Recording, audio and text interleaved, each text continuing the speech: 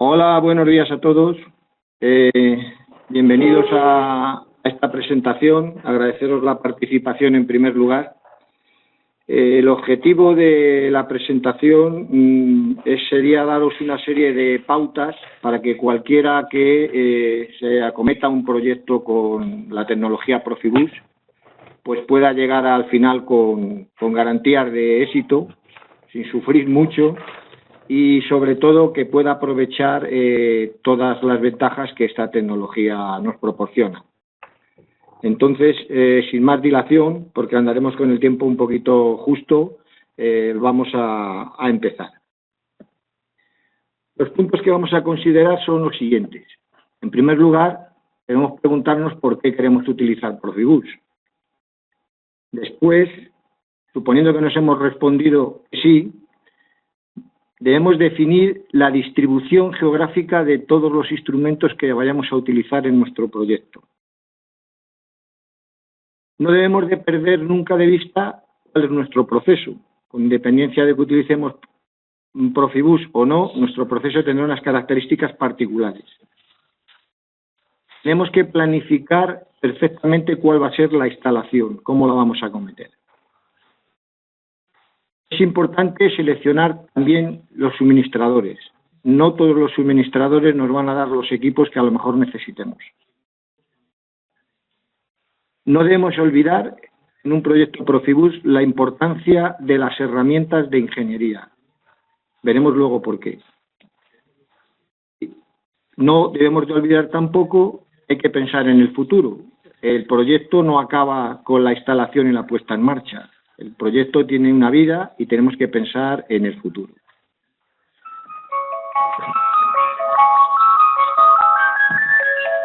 En primer lugar, nos preguntábamos por qué Profibus. Vamos a usar tres consideraciones: las ventajas, las desventajas y, como no, los posibles ahorros que nos pueda reportar utilizar esta tecnología. Empezando por las ventajas, el primer punto que tenemos es que vamos a tener un cableado sencillo, es decir, con un solo cable podemos conectar múltiples instrumentos. En segundo lugar, la alimentación de los instrumentos se va a realizar por el bus, algo parecido a lo que teníamos con 420, lo cual no nos resulta extraño. Vamos a eliminar elementos intermedios a nivel de regleteros, de barreras, en el caso de utilizar en zonas clasificadas, etcétera. El acceso a la información ahora es mayor. No tenemos solo acceso como en 420 a la información de proceso, sino vamos a tener información también de los datos del equipo, de la configuración y de su estado, o sea, para diagnosis. La ingeniería puede ser centralizada, es decir, yo puedo tener una base de datos única con toda la instrumentación que he utilizado en el proyecto. Voy a tener una mayor rapidez de respuesta en caso de la puesta en marcha, porque además puedo tener la posibilidad de hacer configuraciones de forma remota. Me es posible también traspasar el tema de lo que sería el propio proceso y incorporar la información de los instrumentos a gestión, es decir, a aplicación en tipos mes o de planificación del trabajo dentro de la planta. Es posible también, haciéndolo bien, añadir o quitar instrumentos en línea. Y aunque no es muy habitual en Profibus normalmente, pero se podría hacer también el control distribuido en los propios instrumentos de campo, no en el controlado. Lógicamente, todo en esta vida tiene también sus desventajas, A veces nos sirven para aprender, no tiene que ser un inconveniente, pero vamos a citarlas, hay que ser realistas. Una de ellas es que la preingeniería de un proyecto con Profibus es más compleja. Tengo que hacerla bastante antes de como lo hacía con un proyecto convencional. La configuración y el diagnóstico de los aparatos es más complejo. Voy a tener un montón de datos de información que yo tengo que saber qué hacer con ellos, cuáles me interesan, cuáles no me interesan, cómo los voy a manejar. Antes solo recibía la señal 420 y no había mucho más que pensar. Voy a tener, si no estoy familiarizado con este tipo de proyectos, accesorios que me van a resultar novedosos, repetidores, terminadores, coupler, etcétera. Tendré que familiarizarme con ellos y su uso. A veces la interoperabilidad, que es un concepto que luego veremos, entre distintos aparatos y suministradores puede ser difícil, hay que tenerlo en cuenta. Y, en mi opinión, todavía se precisan nuevos desarrollos para tener una gama completa de aplicaciones. Si nos vamos al punto que suele ser el más interesante normalmente, que es el del ahorro, la inversión, tomando datos de proyectos que ya se han ejecutado con bastante objetividad y comparando entre aplicaciones tradicionales y aplicaciones con Profibus, tenemos ahora mismo una valoración que está en el entorno de los 15, un ahorro de un 15 a un 17% de la inversión en el proyecto.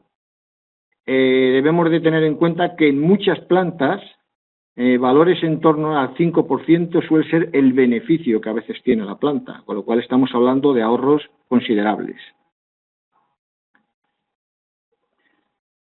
El siguiente punto que habíamos dicho, una vez que hemos tomado la decisión de hacer un proyecto con Profibus, es definir perfectamente la distribución geográfica de los instrumentos. ¿Esto qué quiere decir? Pues que para cada una de nuestras unidades de proceso debemos de saber muy bien qué instrumentos vamos a colocar, dónde van a ir colocados, qué requerimientos tienen. En definitiva, hay tres cosas fundamentales que tenemos que fijar: las distancias, las posibles agrupaciones que podamos hacer con los instrumentos y qué tipos de segmentos, Profibus DP, Profibus PA, si son clasificados, etcétera, para poder calcular muy bien los distintos elementos que yo necesito colocar en la red. El siguiente punto decíamos que era no perder nunca de vista el proceso. Nuestro proceso, con independencia de que usemos Profibus o no, tiene unas particularidades. Entre ellas puede estar pues que tengamos zonas clasificadas, que tengamos necesidades de redundancia, que haya algunas aplicaciones de seguridad, que precise o no soluciones integradas, etcétera. Todo esto hay que tenerlo en cuenta porque a lo mejor no puedo cumplir con ellas o voy a tener que tener unos requerimientos especiales. Por ejemplo, estamos hablando de aplicación en una zona clasificada, por ejemplo en Profibus PA, pues lo mejor es seguir las recomendaciones de los organismos internacionales, por ejemplo en este caso de Fisco. ¿Qué va a hacer una recomendación de este tipo? Nos va a fijar prácticamente como si fuera con un guiaburros lo que tenemos que utilizar. Primero, que los instrumentos estén certificados en Fisco. Segundo, una serie de parámetros eléctricos como la intensidad, la tensión, etcétera, que limitan las características del instrumento. Nos va a fijar unas requisiciones para los cables, nos va a fijar qué tipos de terminadores y los límites que tienen las longitudes. Si nosotros seguimos las recomendaciones, la gran ventaja que vamos a tener es que no vamos a requerir certificación del sistema. Yo puedo optar por otro camino, hacerme mis cálculos, absolutamente apurar al máximo las capacidades de mi instalación, pero si lo hago así me va a obligar a que algún organismo independiente certifique que ese sistema cumple. Con lo cual, recomendación siempre ir a este tipo de estándares que nos van a facilitar la vida. Si nos preocupa la redundancia, o la precisamos por el tipo de aplicación que tenemos en el proceso, pues debemos de estar seguros que con Profibus no tenemos en principio inconveniente. Podemos tener redundancia a prácticamente todos los niveles. En este caso estamos viendo una aplicación tipo anillo, pero puede ser también en bus. El único inconveniente que podríamos decir es que los equipos que se utilizan normalmente para redundancia son pocos los que hay en el mercado, poca oferta y de pocos fabricantes, pero afortunadamente funcionan bastante bien. Otra cosa importante que habíamos dicho era la integración. ¿A qué me quiero referir con esto? Pues si nosotros, por ejemplo, empezamos a aplicar una filosofía Profibus a una estructura más o menos estándar, tradicional, que o ya la tenemos existente, como esta que estamos viendo aquí, por ejemplo, con una serie de actividades como es el mantenimiento, la operación, la ingeniería, o que la hemos adquirido de una forma, aunque sea nueva, de una forma independiente, sin plantearnos qué requisitos va a tener Profibus, pues puede haber una serie de interconexiones entre nuestra aplicación de Profibus y lo existente que haga que ese trabajo de automatización sea bastante duro. Si nosotros podemos elegir una plataforma que ya está pensada para trabajar con esta integración, ese tipo de actividades no va a requerir de nuestro esfuerzo, con lo cual, de alguna manera, nos lo van a dar, digamos, por decirlo así, gestionado automáticamente, y nos va a ser muchísimo más fácil el poder implementar la aplicación. Esto es interesante sobre todo en proyectos nuevos, ¿eh? Quiere decir que debemos de elegir bastante bien la plataforma a nivel de control con la que vamos a trabajar.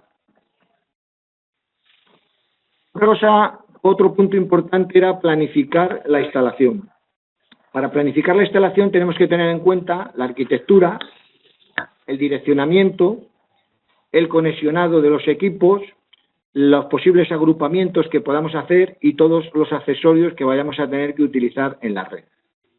Vamos a empezar por recordar un poquito las topologías que había en Profibus para la arquitectura. Si recordáis, esto es una cosa muy sabida, pero bueno, lo vamos a ver brevemente. Había como tres posibilidades. La famosa cadena Daisy en línea, de un instrumento a otro con su conector. La famosa línea con ramales en forma de T y la famosa estructura en árbol con conexiones, digamos que integradas en nudos. De buses, el Profibus DP, vemos que la primera es bastante factible, la segunda normalmente tiene unas aplicaciones muy limitadas porque si os dais cuenta la longitud de los ramales es muy pequeña, no puede llegar a más de 0,2 metros y limita también la velocidad de comunicación, y la tercera no está admitida. Pero si nos vamos a PEA, normalmente donde está la mayoría de los instrumentos de campo, vemos que la longitud, en el caso de la rama total, esta longitud siempre la suma de todas las ramas es mayor, pasamos de 1.200 a 1.900 metros. En el primer caso, la cadena Daisy no es absolutamente nada recomendable por inseguridad y por complejidad de hacerse conexionado y sobre todo porque va dentro de los aparatos. La segunda aplicación en líneas con ramas es la más habitual. Normalmente tenemos que poner unas cajas de derivación o conectores en los instrumentos, pero nos permite ir a ramas de 30 a 120 metros, con lo cual es una distancia ya muy considerable. Y la tercera filosofía o la tercera topología nos permite también conectar bastantes instrumentos agrupados en determinados nodos. Las distancias suelen ser las mismas, como veis, con lo cual digamos que estas dos últimas son las que habitualmente se utilizan en Profibus PA y además se pueden combinar, es decir, puedo mezclar ambas topologías. Otro dato importante que tenemos que tener en cuenta es que la velocidad de transmisión, por ejemplo en el caso del Profibus DP, tiene que ver con la longitud del cable. Es decir, cuando decimos que el Profibus DP podemos llegar hasta 12 megas, es verdad siempre que estemos por debajo de 100 metros. Si vamos aumentando la longitud hasta el máximo, que son 1.200, veremos que esa velocidad baja ostensiblemente. La recomendación habitual suele ser trabajar en entornos de distancias de entre 200 a 400 metros, lo cual nos permite ir a velocidades bastante aceptables de entre 500K a 1,5 megas. Otra cosa importante, en el caso del Profibus PA, que no debemos de olvidar, es que el número de aparatos que tenemos limita también esa longitud de ramal de la que hablábamos. Es decir, si yo me voy a 120 metros, no puedo tener más de 8 aparatos en la línea. Debemos de tener en cuenta además que, como decíamos, pensando en el futuro, no debemos de saturar esas posibilidades, porque mañana puede haber una ampliación y si el señor que lo coloca ahí no conoce estos detalles, nos puede meter en un problema a la hora de dejarnos sin comunicar los aparatos. Con lo cual, es muy importante tener en cuenta también que el número de aparatos está relacionado con la longitud máxima que podemos poner en los ramales. Esto se limita también en el caso de que utilicemos, por ejemplo, aplicaciones en zona X, también según la recomendación Fisco, como decíamos antes, pues por ejemplo a un número de aparatos inferior para la misma longitud. Otro punto bastante importante que a veces se olvida y algunos lo han sufrido mucho es el tema del direccionamiento. Los instrumentos cuando se identifican en el proyecto es por su dirección. Nosotros podemos direccionar hasta 128 direcciones, de la 0 a 127. Hay 3 que están reservadas. La dirección 0, como veis, está reservada para servicio y diagnosis. La 126 es con las que suelen venir todos los equipos por default de fábrica. Si cuando un equipo viene con 126 es que diríamos está sin configurar. Y la 127 que está reservada para dar mensajes de difusión. Por lo tanto, nosotros podemos poner en los instrumentos las direcciones del 1 al 125, ¿vale? ¿Qué recomendaciones hay que hacer para el tema de las direcciones? Lo primero que hay que entender es que si no podemos tener instrumentos en una red con la misma dirección, ¿eh? ¿Por qué? Porque es como si tuviéramos un montón de señores que se llaman igual. Entonces, cuando vamos a llamarlos por el nombre, pues no podemos identificar cuál es. La forma de ajustar la dirección, vamos a verla en posibles escenarios que no siempre son muy realistas. Este punto para mí creo que es igual el más complejo normalmente en los proyectos. Lo ideal sería conectarlos paso a paso. Es decir, yo conecto el primer instrumento, voy a ver que tiene la dirección 126, se la cambio y así sucesivamente con los siguientes aparatos. Claro, esto me obligaría a estar en planta cada vez que conecto los aparatos.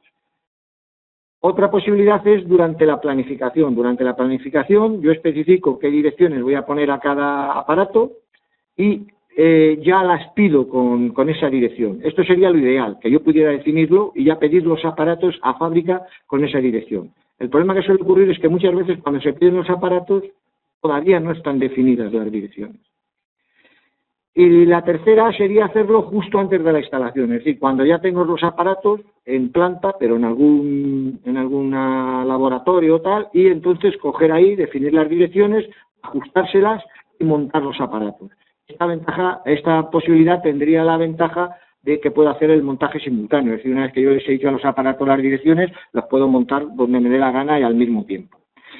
Para mi opinión, lo ideal sería el pedir siempre los aparatos siempre con una dirección, aunque luego esa dirección se vaya a cambiar, pero nos va a facilitar mucho la labor a nivel de montaje, porque en la experiencia muchas veces los aparatos llegan con el tiempo muy justo y no tenemos demasiado tiempo para estar hablando de hacerlo en laboratorio o de otra manera, ¿sí? El conexionado también es importante. Normalmente hemos dicho que, por ejemplo, en el caso de Profibus PA tendremos que utilizar cajas de conexionado o de agrupamiento. Ahí veis 2 ejemplitos. En el primero vemos cajas que van conexionadas directamente a borna. Esto nos obliga a que si alguna vez tengo que desconectar los equipos, voy a tener que abrir la caja, pero puedo utilizar conexiones de tipo, o sea, conectorizadas, donde simplemente desenrosco el conector y no tengo que abrir la caja. Eso me va a permitir hacerlo más rápido y además con más seguridad, sobre todo si están las cajas en zonas de acceso complicado. Otra cosa importante que no hemos de olvidar, que a veces no se le da tampoco importancia, son los conectores. Los conectores tenemos normalmente 3 tipos de conectores. Conector convencional, un conector con terminador y un conector con doble conector para tema de servicio. En el caso de tener un conector con terminador suele ser bastante útil porque muchas veces no sabemos al final cómo va a quedar la red y dónde va a estar el terminador. Entonces esto me permite distribuirlo un poco libremente y al final fijar simplemente con un pequeño conmutador que lleva aquí el conector cuál es el terminador. Y ahí entonces me facilita la labor. Asimismo, debo de prever alguna conexión con toma de servicio para poder hacer diagnosis en el caso de que tenga problemas, porque si no voy a tener que abrir el bus y me voy a quedar sin los instrumentos. Otro punto, decíamos, importante era seleccionar bien los suministradores. Es decir, aquí debemos de ser también, de alguna manera, escrupulosos con las organizaciones. Es decir, es importante que los equipos que vayamos a utilizar nos hayamos asegurado de que están registrados y que tienen las prestaciones apropiadas. Vamos a ver los 3 conceptos fundamentales que habíamos hablado para los instrumentos en general en Profibus. Uno de ellos es la compatibilidad. La compatibilidad es hacer que un equipo pueda transferir información con otros para ejecutar entre todos funciones sin que afecte a la información. Interoperabilidad es la capacidad que tiene el instrumento para interaccionar sin perder sus funciones, pero de instrumentos de distintos fabricantes. Es decir, como cuando decíamos que se podía hacer un lazo, pues que yo pueda comunicar directamente el transmisor con la válvula de otro fabricante, sin ningún problema. La intercambiabilidad es la posibilidad o la capacidad de que poseen los instrumentos de que puedan ser sustituidos por otros de un fabricante distinto sin que yo pierda la funcionalidad o nivel de integración que ya había establecido en ese instrumento. Este es un punto probablemente de los más importantes, porque hay gente que tiene instrumentos que solo los tienen ellos, y puede ser maravilloso el instrumento, pero si ese instrumento tú lo instalas y te da problemas y no tienes un sustituto, ¿qué haces? Pues tienes un problema. Entonces lo normal es que pongamos instrumentos que en el caso de que fallen porque sean delicados o porque, yo qué sé, o deje de fabricar con ese suministrador, pues pueda tener un sustituto que nada más instalarlo me siga funcionando la aplicación. Otro tema importante son la configuración. Para hacer la configuración de los instrumentos, normalmente partimos de unos ficheros que nos entregan los fabricantes. En esos ficheros vienen los datos que podemos ajustar en los instrumentos y que le podemos comunicar. Normalmente hay dos tipos de datos que son cíclicos, que suelen ser los datos de proceso que se están comunicando continuamente, y datos que son acíclicos, que solamente se utilizan pues cuando yo quiero una diagnosis o le voy a cambiar una configuración. Lo habitual es utilizar los ficheros tipo GSD o DD o DD, luego no vamos a entrar nada en los detalles, pero son ficheros donde tiene una serie de esta serie de información, se acopla a la herramienta de ingeniería del sistema y se permite configurar el instrumento. Hay una versión de esta filosofía más avanzada, digamos más sofisticada, que es la versión EDTM. Es un fichero también que lo tiene que suministrar el fabricante del instrumento, que está basado en una tecnología tipo Windows, por lo tanto no depende tanto de los fabricantes y tal, y está abierta a nuevos desarrollos. El inconveniente que tiene a veces es que determinados fabricantes cobran por este fichero, así como el otro se entrega gratuitamente, este se cobra.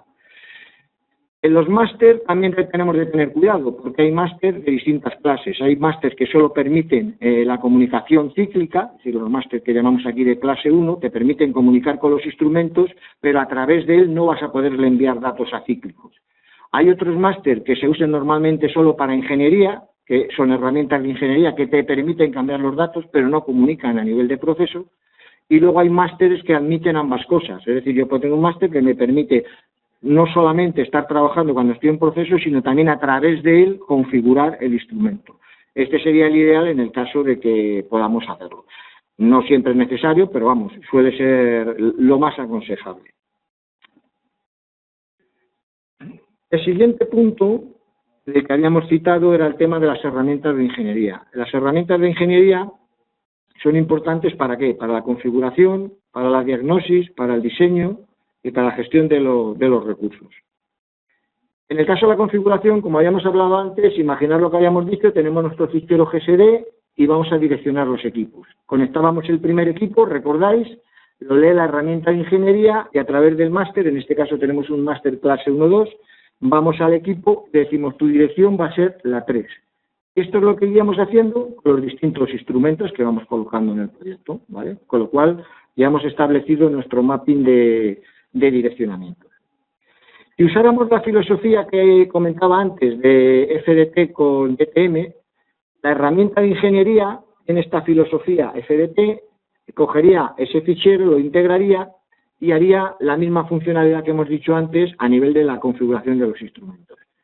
¿Qué es lo que cambia? Primero, como he dicho, es una filosofía que está, vamos a decir, como por encima de lo que es el propio bus de campo, está pensada en el futuro de cara a que yo puedo incorporar todas las filosofías futuras que puedan salir, no solamente Profibus, sino Profibus, Bus Foundation, HARP, es decir, cualquier otro tipo de filosofía de bus, y sobre todo que utiliza absolutamente toda la información que yo pueda tener del instrumento en un entorno Windows.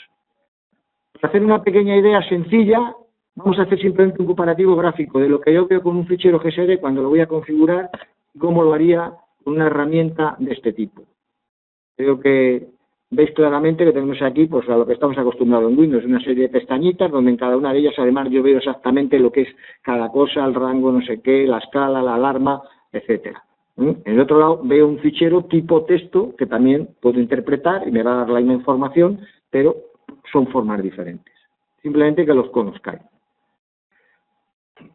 Las herramientas de ingeniería pueden ser de forma independiente, es decir, separadas, que incluso las puedo comprar a otros fabricantes, o pueden ser herramientas integradas en el sistema. Normalmente vienen con el propio sistema de control.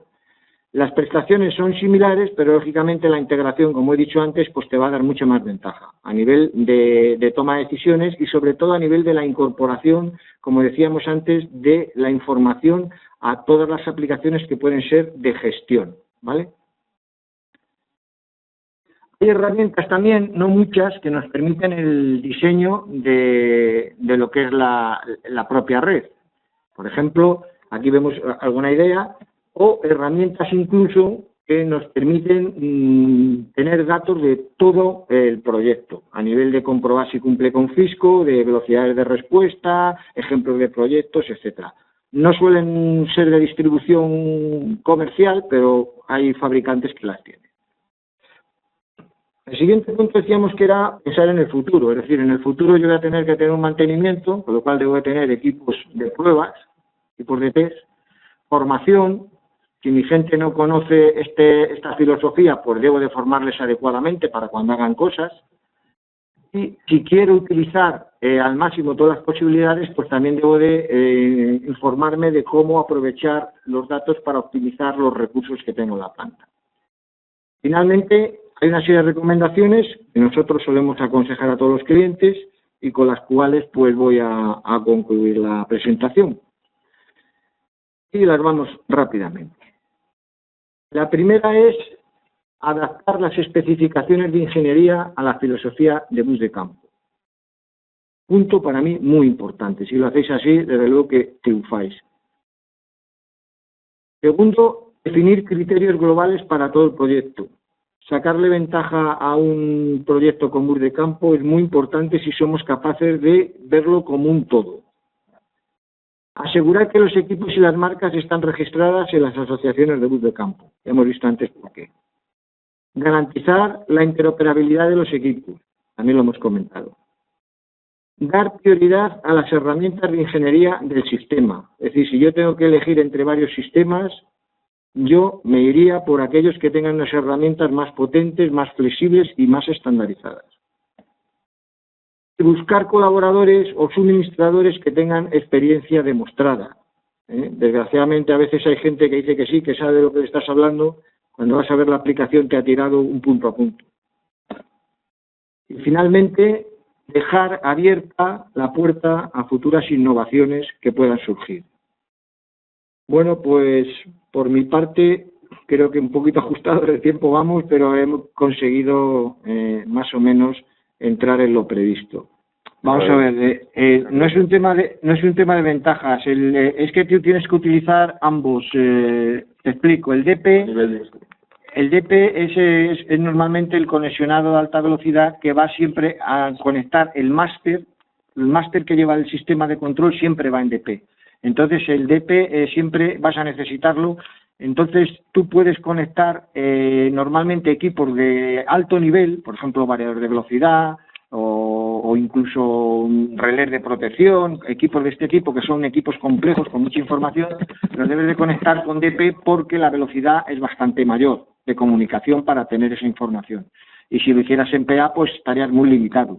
El tema es que hay algunos equipos de campo que podrías elegir, es decir, por ejemplo, medidores magnéticos, había fabricantes que, yo creo que están ya cada vez desistiendo más, pero bueno, había fabricantes que a lo mejor te daban las dos opciones, de poner DP o poner PA. Si pones DP, tienes la ventaja de que la comunicación es más rápida, pero tienes el inconveniente, como hemos visto antes, de limitaciones en los ramales y en las distancias.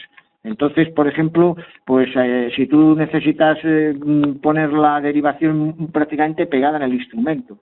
Sin embargo, si te vas a PA, pues puedes poner ramales de, como ya hemos visto, de hasta 120 metros. Es únicamente un tema de velocidad de respuesta. Y luego en algunos equipos, como ya digo, es que no te va a quedar más remedio, porque solo lo van a fabricar o en PA o en DP. No, la dirección es única para todo el bus, es decir, no distingue PA o DP. DP o PA es un tema a nivel de soporte físico, pero a nivel de direcciones es única, es decir, es totalmente transparente. Cuando se convierte no hay diferencias. Tú únicamente ves una dirección, cada instrumento tiene una dirección en PA y el máster, aunque sea DP, no distingue direcciones de DP o de PA, no hay distintas direcciones. Si la dirección es única para la red, es igual parecido como tienes en Internet. Tienes un instrumento y su nombre en principio es su dirección. Entonces, tú no tienes que plantearte problemas si es de PPA, ¿no? Nada más que es la dirección que tú le has puesto al instrumento.